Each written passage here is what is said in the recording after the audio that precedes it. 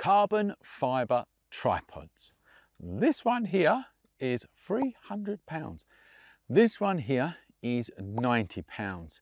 What do you get for that extra £210? Let's find out in this video.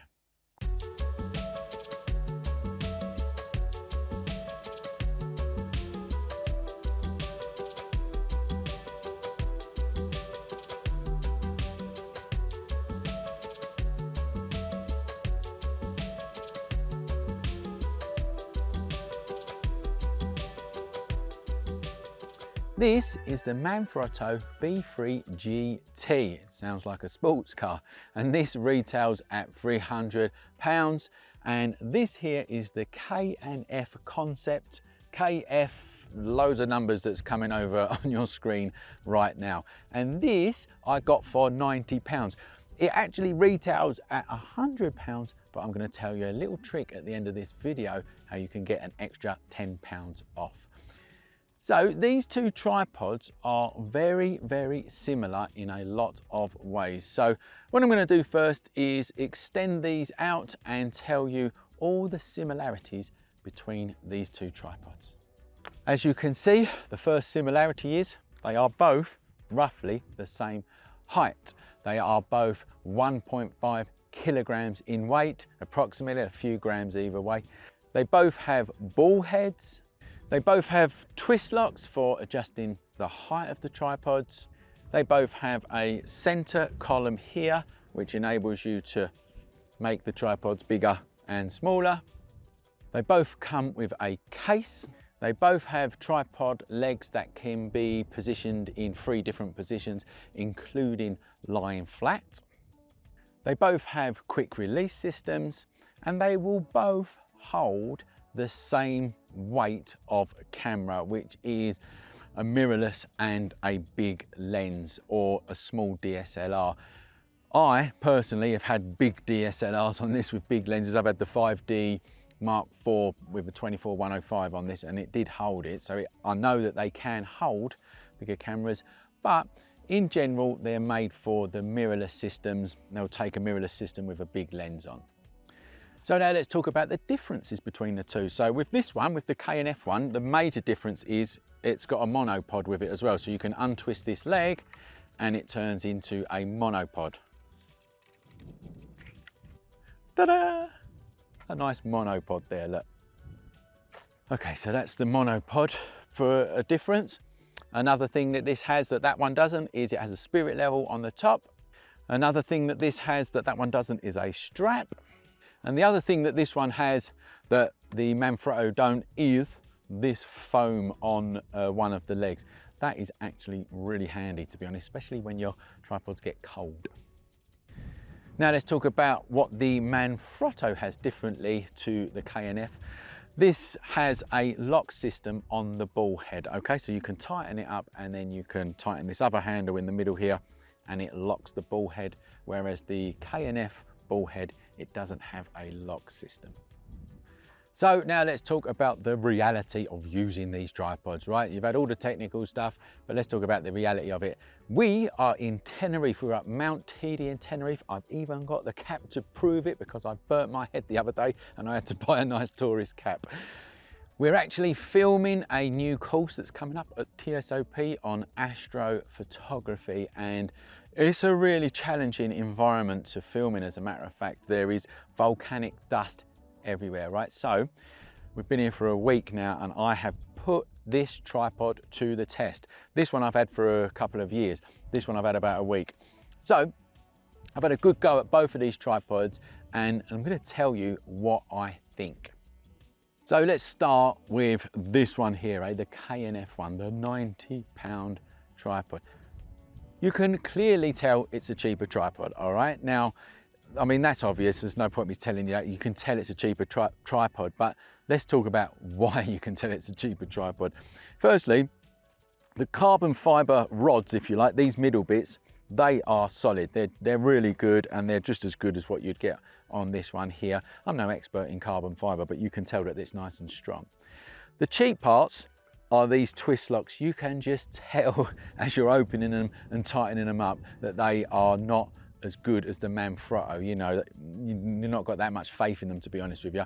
You can tell with things like at the bottom of this quick release plate, there's a really thin bit of metal that as you tighten it up to your camera, it feels like it's gonna break. These little clip things here that adjust the legs of your tripod, I mean, you can see, you can already tell what's happening here. They're very flimsy, they're on a bit of spring or something, yeah. And even now that's getting stuck and jammed. So it's things like that that you can tell why this is a cheaper tripod. And the other thing with this tripod that's been annoying me all week is that you can get your camera all set up, you know, get it all framed, get it all ready, tighten up your ball head, and then you're looking through it and it drops slightly, all right?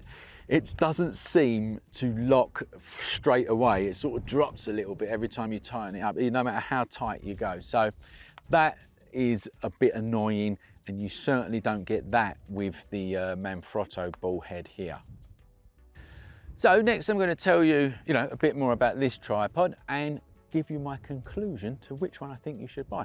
But before I do, let me tell you about the courses that we run over at the schoolofphotography.com. If you want to learn photography properly, if you want structured education by professional teachers, you come over and see us.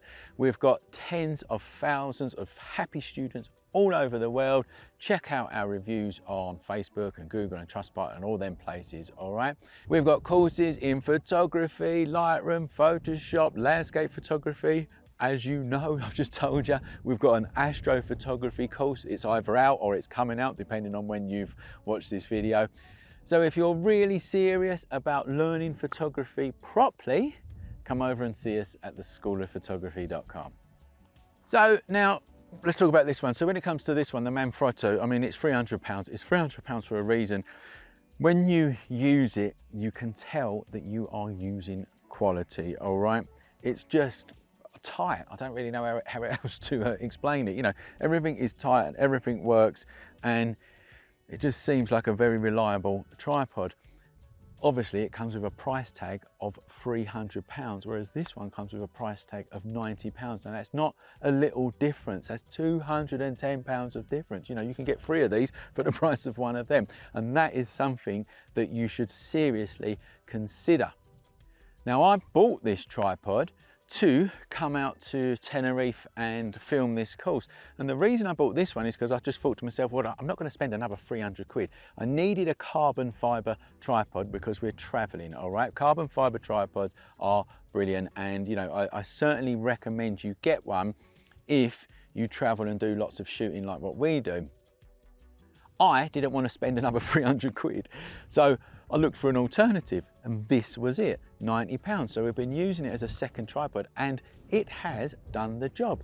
It's done a really good job, to be fair. All right, I'm not like 100% sort of confident that it would last for me for like 5 or 10 years, but for a second tripod for £90, I think that this is very, very good value for money.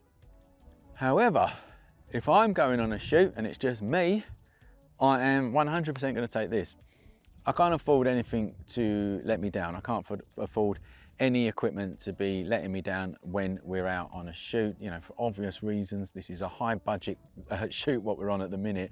And if we get here and the piece of equipment lets us down, there's a lot of money riding on it, okay? So you need something that you can trust. You need something that is solid, good, light, and it just does the job. And the Manfrotto does that. But it obviously comes with that £300 price tag. It's something that you really need to consider. If you've got loads of money, you might as well chuck it at that. If you're on a budget, I don't see any problem with getting one of these, to be honest. So as I said earlier, I'm going to tell you a little trick on how you can get an extra £10 off of this tripod. So it retails at £100 in most places, or equivalent wherever you are in the world. Here's a little trick that I found out just by total chance. It may work for you, it may not work for you, but I suppose it's worth a go, right? When I was going to buy this, I went straight to their website, right, K&F website, and I put this tripod in my basket.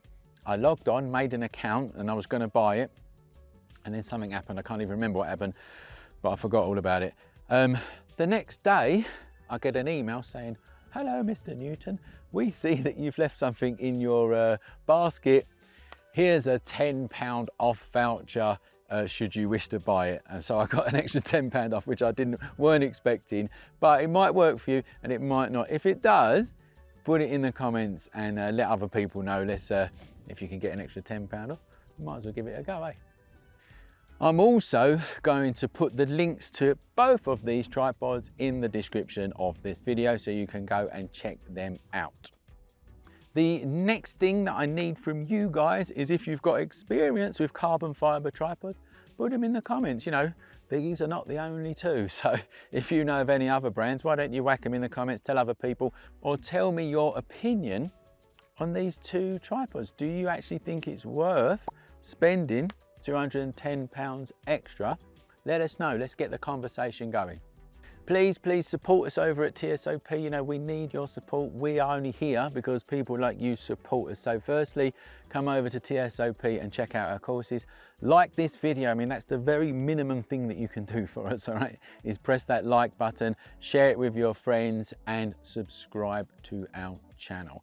I hope you've liked this video, and remember, if you want to learn photography properly, come and see us over at theschoolofphotography.com.